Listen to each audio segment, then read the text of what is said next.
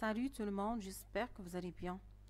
Aujourd'hui, on va travailler la deuxième séance de la leçon de la conjugaison dans le titre l'imparfait. Alors, notre séance qui va être basée sur un petit rappel plus une application sur vos cahiers d'activité. Page 55. Alors, on commence par un petit rappel. Comme vous le savez tous, l'imparfait c'est un temps du passé. Il sert à décrire un lieu, ou bien des événements, ou bien des personnages, ou bien ainsi de suite. Et conjuguer un imparfait, c'est facile. Les terminaisons sont les mêmes pour tous les verbes. Pour la première personne, je, G apostrophe, AIS, c'est la terminaison de l'imparfait que prend le verbe. Tu, le verbe prend AIS. Pour il, elle, le verbe prend AIT. Pour le pronom personnel, nous, le verbe prend IONS.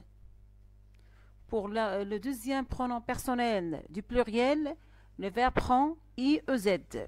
Et pour il avec S, elle avec S, le verbe prend AIENT. Voilà, maintenant vous allez compléter le verbe marcher avec les terminaisons convenables, bien sûr avec les terminaisons de l'imparfait. On a le je marche, on a le pronom personnel et le radical. On va compléter tous les verbes avec la terminaison convenable. Je marchais, AIS, tu marchais, AIS, elle marchait, AIT, nous marchions, IONS, vous marchiez, EEZ, il marchait, AIENT. Très bien.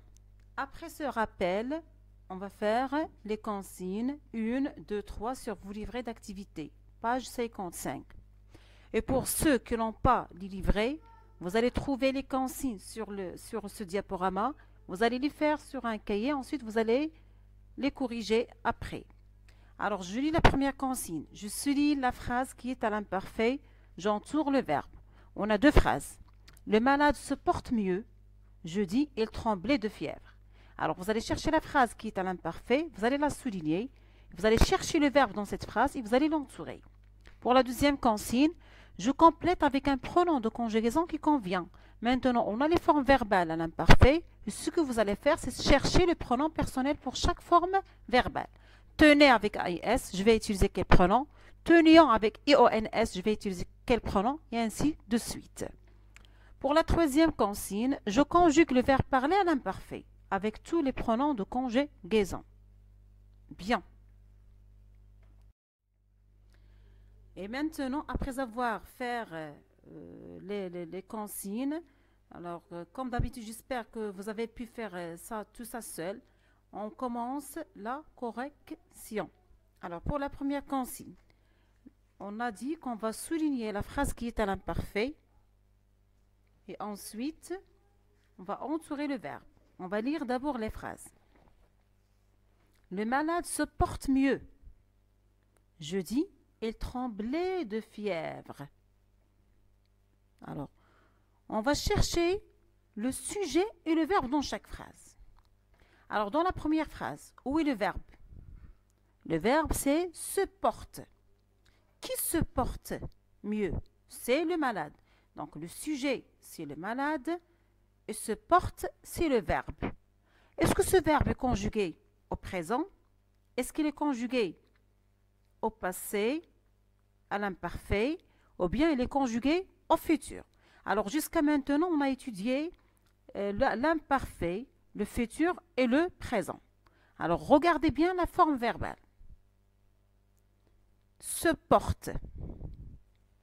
Alors, se porte, elle est conjuguée au présent. On a la terminaison de présent à la fin, c'est E. Bien.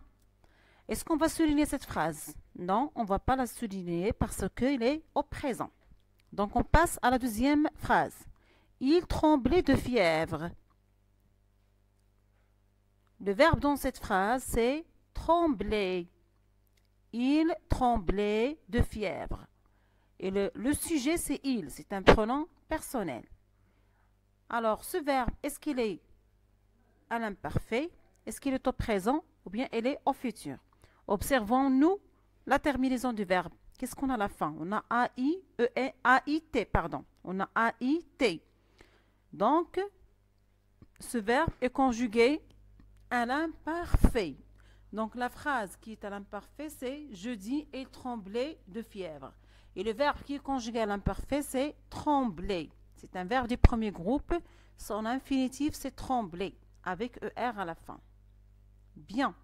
Pour la deuxième consigne dans laquelle on nous a demandé de compléter avec un pronom de conjugaison convenable.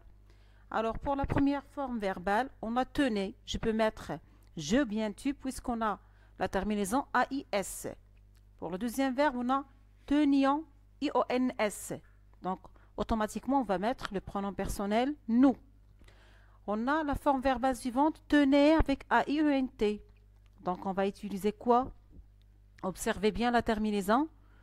On va utiliser soit il avec S ou bien elle avec S. Les deux sont corrects. Alors, teniez. La terminaison, c'est IEZ. Donc, on va utiliser le pronom vous. Alors, je, comme on l'a dit tout à l'heure, tenez avec AIS. Il, elle, tenez avec AIT. Bien.